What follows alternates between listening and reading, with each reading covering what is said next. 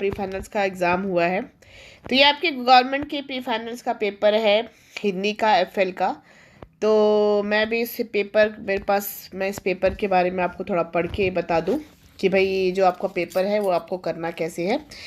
चलिए एक बार हम पेपर देखेंगे, समझेंगे और जानेंगे, साथ ही साथ हम उसको पेपर के क्वेश्चन आंसर्स भी देखेंगे। तो पहला जो है वो हमारा क्या कहते हैं, गद्यांश दिया हुआ, निम्नलिखित गद्यांश को पढ़कर नीचे दिए गए प्रश्नों के उत्तर दीजिए। ये इस यहाँ पे दिया हुआ है। तो देखिए यहाँ पे दिया हुआ है कि घर की, यहाँ पे एक आपको क्या कहते हैं गद्यांश दिया हुआ है। मैं गद्यांश को पढ़ूंगी और इसके जो क्वेश्चन आंसर्स है ये भी आपको बताऊंगी कि भाई इसके क्वेश्चन के आंसर्स जो है वो क्या होने चाहिए थे। ठीक है, तो चलिए एक बार हम देखेंगे इसको पढ़ के।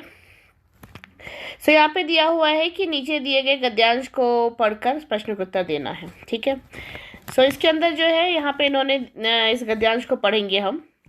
घर की ओर से पत्र पर पत्र आते रहे, अब थोड़ा सा समय निकाल कर घर भी आना चाहिए। बच्चे उसे बहुत याद करते हैं, उसे देखने को तरसते हैं। जो चिट्ठी में हिदायत दी गई है उसे अक्षरांश उसका पालन करते हैं। माँ को किसी भी किस्म का कष्ट नहीं देते, ठीक है, कहना मानते हैं। बच्चे पढ़ने में बहुत मेहनत करते हैं। अज्जू अब बड़ा हो गया है। वो पापा की तरह अफ्रीका जाकर इंजीनियर बनना चाहता था। पापा के साथ में खूब काम करना चाहता था। अब वह पूरे 12 साल का हो गया है। 6ठी कक्षा में अव्वल आया है। मास्टर जी कहते हैं कि उसको वजीफा मिलेगा। तनु भी उसी वजीफा मिलेगा और उसी से वह अपने आगे की पढ़ाई करेगा। तो ये तो आपका जो है कुछ पद्यांश दिया हुआ है। और उसके बाद जो है अब तनु 18 वर्ष की हो चुकी है। अब उसके ब्याह के लिए हमें कोई अच्छा सा लड़का देखना चाहिए। छोटा सा पद्यांश है। अब हम देखेंगे कि आगे इसके अलावा इसमें इन्होंने क्वेश्चन जो है वो क्या क्या इसमें दिया हुआ है, किस टाइप के क्वेश्चन है।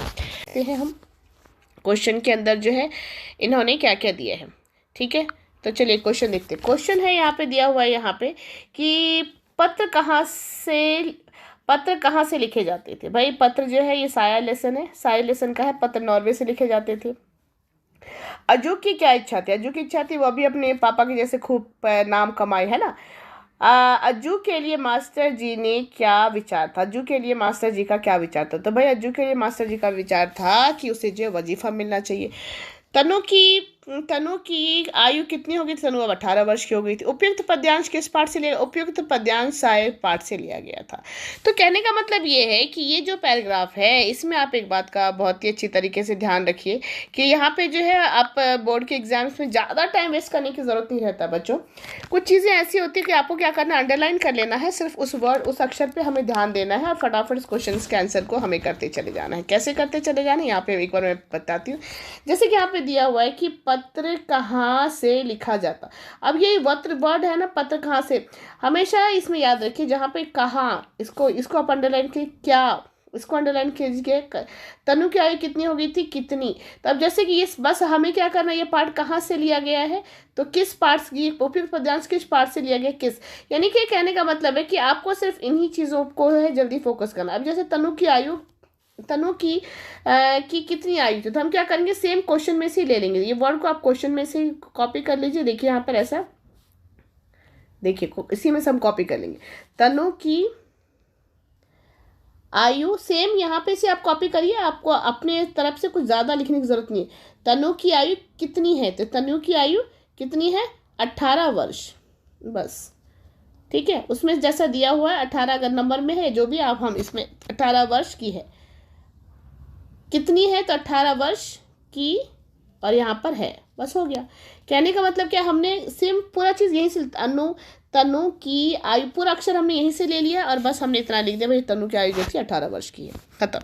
यानी कि आपको ज़्यादा अपनी तरफ से कुछ नहीं करना बच्चों, सिर्फ का, क्या, क्यों, कहाँ, कैसे, उन सारे शब्दों को ध्यान में रखना है और वो पूरा ऐसे ही लिखना। अब जैसे यहाँ पे उपयुक्त पद्यांश किस पाठ से लिया गया, तो यहाँ पे जैसे लिखिए, ये हम क्या करेंगे, पूरा हम ऐसे ही कॉपी कर लेंगे। यहाँ पे जो उपयुक्त पद्यांश किस पाठ से ले, तो यहाँ पे हम इसको, अब देखिए मैंने इसको थोड़ा सा वो कर देती हूँ, आप ध्यान रखिए इसको। किस पाठ से लिया गया है भाई? उपयुक्त पद्यांश जो है साई पाठ से लिया गया है। बस हमें इसमें बहुत ज़्यादा कुछ करने की ज़रूरत नहीं है। हमें एज यूजुअल जो है उसको सिर्फ थोड़ा सा कॉपी करके लिख देना है। ठीक है बच्चों। तो बस इसमें हम ये इसीलिए बहुत ही आसान रहता है। किस पार्ट से लिया गया, तो यहाँ पे उपयुक्त पद्यांश की जगह पे हम क्या ये सब ऐसे ही कर लेंगे। देखिए आप ऐसा इस तरह से उपयुक्त यहीं से कॉपी कर लेना, आपको अलग से कुछ भी नहीं करना। उपयुक्त पाठ साय, ठीक है, सेम यहीं से ले लेना, साय पाठ, फिर वापस यहाँ पे दिया ना, यहीं से देके आप लिख लीजिए, साय पाठ से लिया, ठीक है, गया है, खत्म। कहने का मतलब क्या है, यहीं से कॉपी कर लेना है, आपको बहुत ज़्यादा कुछ लंबा नहीं लिखना है। ये 1 मार्क्स का ही रहता है बच्चों, इसीलिए उपयुक्त जितने भी आपको पद्यांश और गद्यांश आते हैं ये आपको 1 मार्क्स का ही रहता है, आपको उसी में ही लिखना है, ठीक है। चलिए अब हम जरा दूसरा देखेंगे। दूसरा क्वेश्चन हमारा क्या है, दूसरा भी दिया हुआ है, एक बार हम पढ़ लेंगे इन्होंने इसमें क्या लिखा है, एक बार चलिए पढ़ के देख लेते हैं। वास्तव में हृदय, दूसरा पद्यांश दिया, वास्तव में हृदय वही है जो कोमल भाव और स्वदेश प्रेम से उत्पत्ति हो। प्रत्येक देशवासियों को अपने वतन से प्रेम होता है, चाहे देश का सुख हो, गर्भ सूखा हो, नर्म या दलदल से युक्त हो। देश प्रेम के लिए आकर्षण की आवश्यकता होती है, बल्कि वह अपने मातृभूमि के प्रति मनुष्य मात्र की स्वाभाविकता है। मानव ही नहीं, पशु पक्षी भी अपने देश से प्यार होता है। संध्या समय में पक्षी अपने निर की ओर उड़े चले जाते हैं। देश प्रेम का अंकुर सभी के विद्यमान है। कुछ लोग समझते हैं कि मातृभूमि के नारे लगाने से हृदय में देश प्रेम व्यक्त होगा। देश प्रेम व्यक्त होता है, दिन भर वे त्याग, बलिदान और वीरता के साथ कथा सुनाते नहीं थकते, लेकिन परीक्षा की घड़ी आने पर भाग खड़े होते हैं। ऐसे लोग स्वार्थ त्याग कर जान जोखिम में डालकर देश की सेवा क्या करेंगे। आज ऐसे लोगों की आवश्यकता नहीं है। अब पहला हमारे यहाँ पे इन्होंने फर्स्ट, अगर आप ध्यान से देखें तो पहली बात क्या पूछ रहे हैं, पहला पूछ रहे हैं कि वास्तविक हृदय किसे कहा जाता है। तो भाई वास्तविक हृदय किसे कहा जाता है, यहाँ पे देखिए हम सेम ऐसा लिख लेंगे। वास्तविक हृदय यहाँ पे जो किसे लिखा हुआ है, यहाँ पे हम क्या लिखेंगे, कोमल भावों और स्वदेश प्रेम से उत्प्रोत हो, उसे हम वास्तविक हृदय कहा जाता है। बस नेक्स्ट क्वेश्चन है हमारा, स्वाभाविक ममता की संज्ञा किसे दी गई है। अब स्वाभाविक ममता की संज्ञा किसे दी गई, अब हम यहाँ पे देखेंगे भाई स्वाभाविक ये रहा, तो मनुष्य मात्र को यहाँ पे देखिए, यहाँ पे लिखा हुआ है मनुष्य मात्र, कैसे लिखेंगे, स्वाभाविक ममता की संज्ञा मनुष्य मात्र को दी गई है, ठीक है। नेक्स्ट क्वेश्चन हमारा यहाँ पे क्या दिया हुआ है, नेक्स्ट क्वेश्चन दिया हुआ है कि देश प्रेम के लिए कुछ लोग के विचार क्या है। भाई देश प्रेम के लिए कुछ लोग का विचार क्या है, तो देखिए भाई कुछ लोग का विचार क्या है देश प्रेम के लिए, हम देखेंगे कहीं पे ऐसा दिया हुआ क्या, कुछ लोग का विचार क्या है।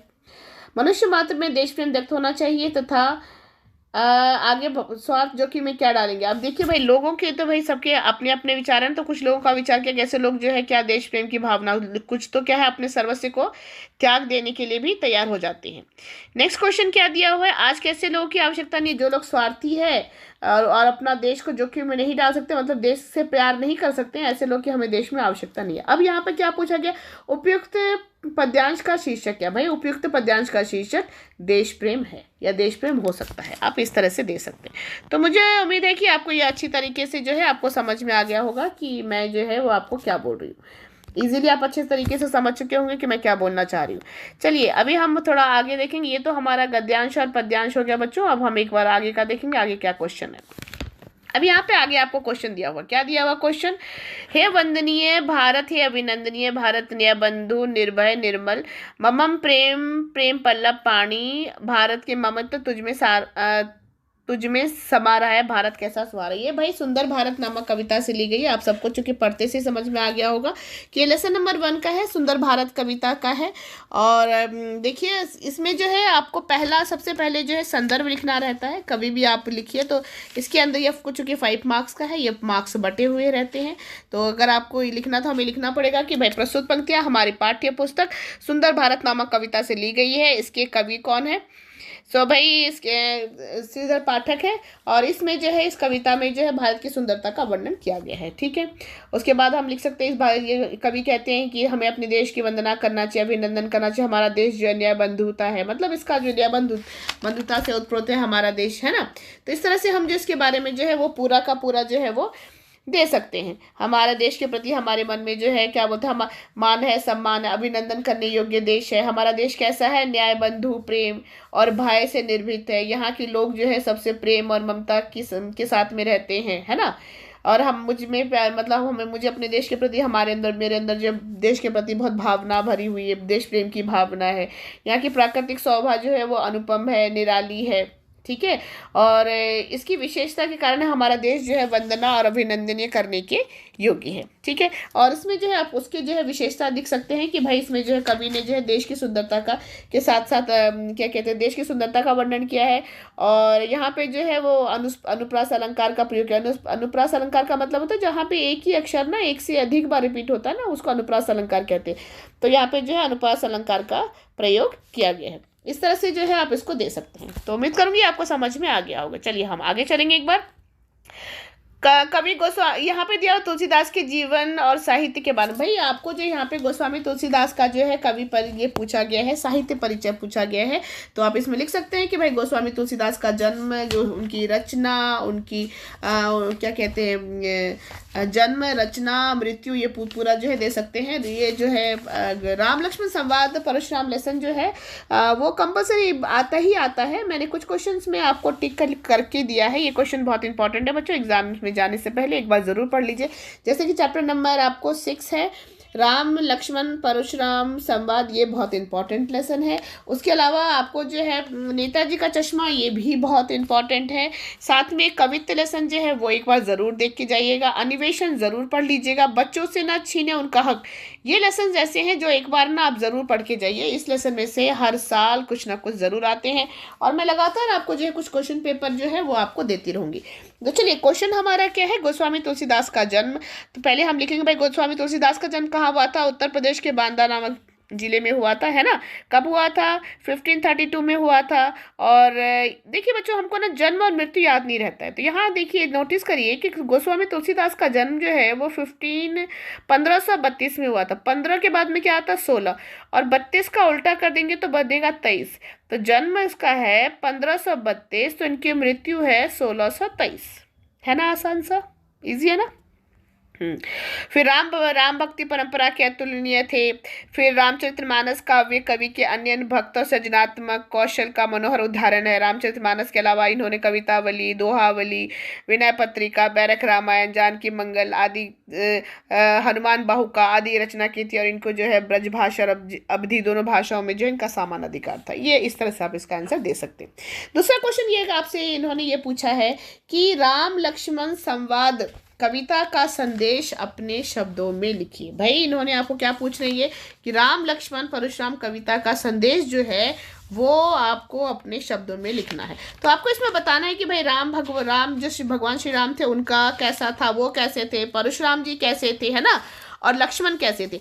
इन तीनों का जो आपको इस लेसन में आपको अच्छे से बताना है कि इन तीनों का स्वभाव कैसा था।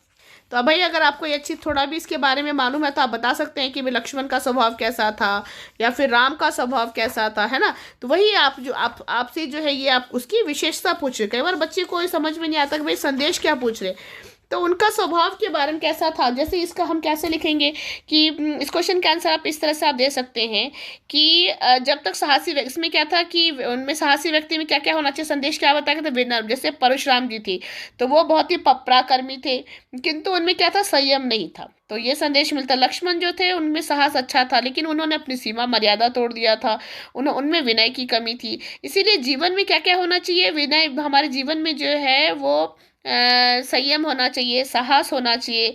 और हमें जो है उन शत्रुओं, इन गुणों के बल पर ही जो है हम शत्रुओं के हृदय को जीत सकते हैं। तो इस तरह से आप इस क्वेश्चन का आंसर जो है दे सकते हैं। नेक्स्ट क्वेश्चन नंबर 14 है, आपको पूछ रहा है कि पेड़ों की कटाई का कारण एक अपराध है, बाल अदालत। अब यहाँ पे इन्होंने आपको बाल अदालत पाठ के आधार पे पूछा है। तो भाई पहले आप 2 या 3 लाइन पेड़ों की कटाई के बारे में बताइए, फिर जो है बाल अदालत लेसन के बारे में आप पूछ सकते हैं। घिसाराम को क्या सजा मिली थी या जो दूसरा था पात्र उसको क्या सजा दिया था, वो आप उसके अंदर जो लिख सकते हैं। याद रखिए बच्चों, जो जितने क्वेश्चन आपको 4 मार्क्स के या फिर 3 मार्क्स के क्वेश्चन होते हैं उसको बहुत ज़्यादा नहीं लिखना है, 1 पैराग्राफ ही लिखना रहता है।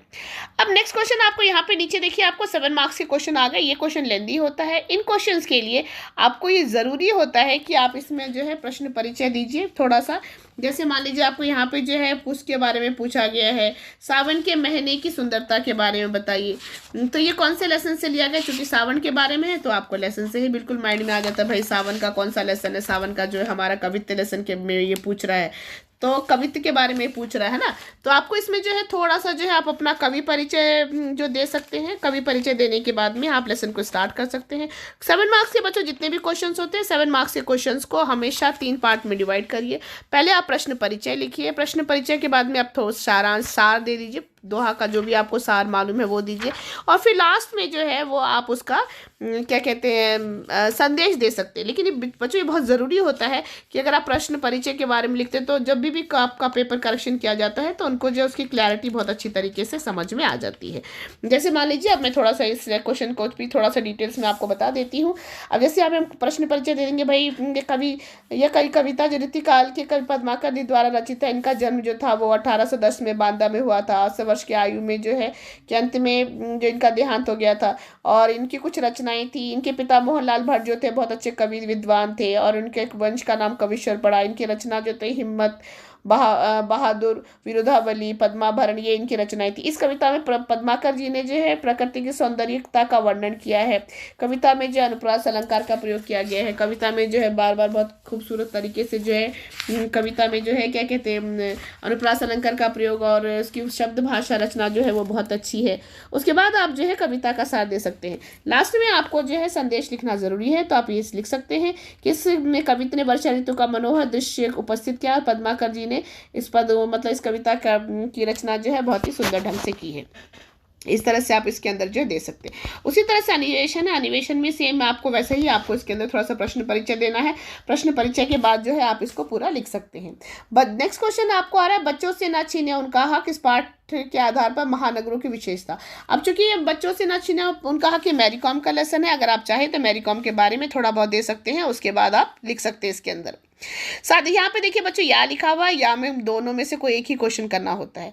नेक्स्ट क्वेश्चन आपको दिया हुआ है गोभी का फूल। क्योंकि गोभी का फूल में आपको अच्छी तरीके से पता है, गोभी का फूल में जो है हनुमान प्रसाद और लेखक के बारे में दो ही कैरेक्टर है। किस तरह से जो है लेखक जो है अपने दोस्त हनुमान प्रसाद के लिए गोभी का फूल लाता है और लास्ट में जो है फिर उसको क्या करता है, महंगा कहकर वहीं पर उसको छोड़ के आना पड़ता है। तो ये इसके अंदर जो है इस तरह से जो इन्होंने क्वेश्चन के आंसर को दिया। नेक्स्ट आपको जो आप हमारा क्वेश्चन नंबर 15 है वो एक बार देखिए कि कैप्टन को देशभक्ति के बारे में, भाई कैप्टन की देशभक्ति के बारे में पूछा गया है। तो देखिए भाई कैप्टन का देशभक्ति क्वेश्चन नंबर मैं बिट का बता रही, क्वेश्चन नंबर 15 देखिए, कैप्टन की देशभक्ति के बारे में लिखिए। भाई कैप्टन का देशभक्ति क्या था, तो चश्मे वाले के मन में, अब यहाँ पे कैप्टन कौन था, चश्मे वाला था ना, तो यहाँ पे कैप्टन के मन में देशभक्ति देश प्रेम की भावना कुट-कुट कर भरी थी। वह नेताजी के प्रति उनमें अपार श्रद्धा रखता था।